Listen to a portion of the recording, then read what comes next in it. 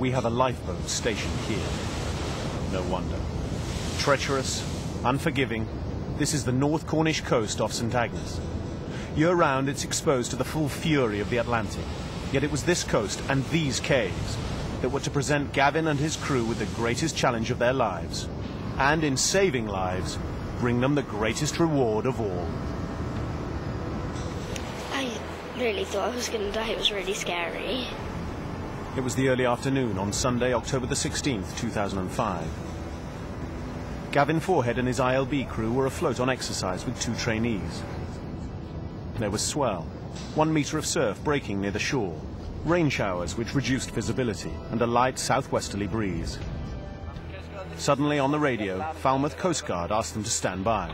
St Agnes, lifeboat, Chapel Port, immediate, please, 2 surfers in trouble.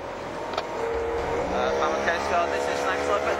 Copy, our ETA is approaching. Gavin took the ILB back to base and dropped off the 2 trainees. We made our way down towards Chapel Port.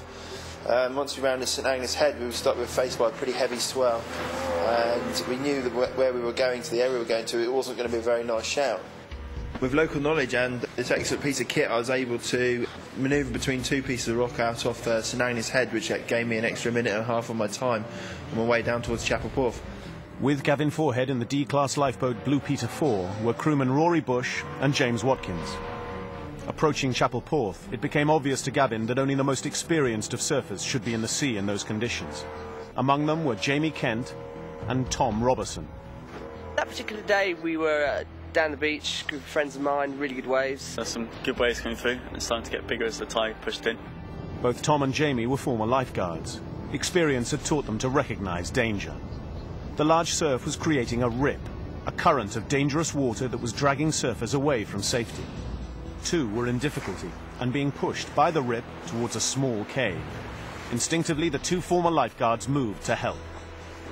That's when I first saw 2 heads getting washed up the cliff and bouncing back down it as the swell was pushing them up. As Tom and Jamie approached the rocks, they saw the 2 surfers scramble up by the entrance of a cave.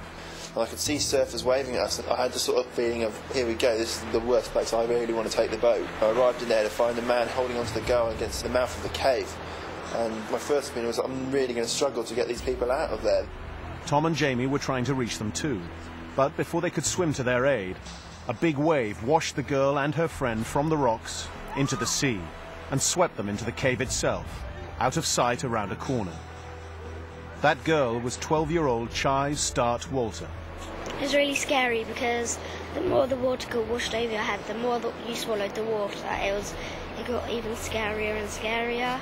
The 2 ex-lifeguards, Jamie and Tom, followed Chy into the cave and managed to haul her and her companion up onto a ledge, out of the water. The lifeboat then, I noticed, was buzzing around outside, but there was no way it was going to get anywhere near the cave. So we're just making plans to swim out, the 3 of us. Gavin, meanwhile, repositioned the Blue Peter 4 nearby.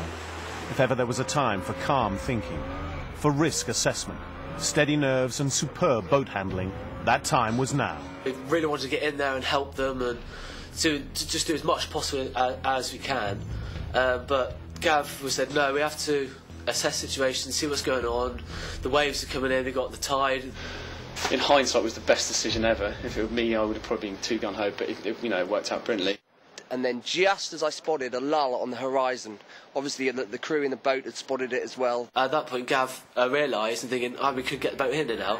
With 7 lives in the balance, 4 in the cave, 3 in the lifeboat, Gavin had just seconds to make up his mind. I took my chance and raced in towards the cave and did a 180 turn on the cave mouth and then reversed into the back of the cave.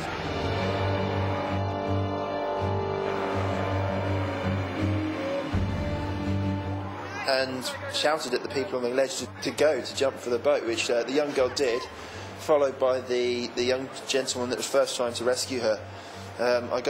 We managed to get the girl into the boat after she'd been submerged under the water after the first initial jump, because we were only about a metre off. Throughout the whole episode of the event, it was just like Gavin's helming was second to none. It's just like, if anyone else, I don't know whether anyone else could have done that. It was just amazing the way he put the boat in the cave, and his handling skills were just fantastic. But there were still 2 men left in the cave, the 2 ex-lifeguards who had risked their own lives to get the casualties up out of the water to the safety of the ledge. Gavin prepared to run the Blue Peter 4 back into the cave once more and pick them up. But they were strong swimmers, and they appeared in the water, giving him the thumbs up. They were okay. We've had this boat now since March last year. It's a fantastic piece of kit, and without this piece of kit, I don't think that service would have pulled out the way it did. You know, it gave us a bit more power. I had 5 people on board, and I was driving up against a 150-foot cliff with 5 people in the boat. I needed all the power I could get, and you know, the right amount of momentum to push the boat through the surf, which it certainly paid off. I was quite gobsmacked when we got back. I was like, I don't believe it. He's just driven a boat in a cave. It was, you know, it's mad. We train really hard. You know, the RNLI puts a lot of money into us doing this, what we do. And I think, you know, it all paid off in the end. Really, all the training helped us out brilliantly. I'm really thankful to the crew, because if it wasn't for them, I wouldn't be here. So I'm just so happy and so thankful to the crew. I'll be eternally grateful to them, and I don't think that words can explain just how strong that feeling is, because without them I would have lost my child.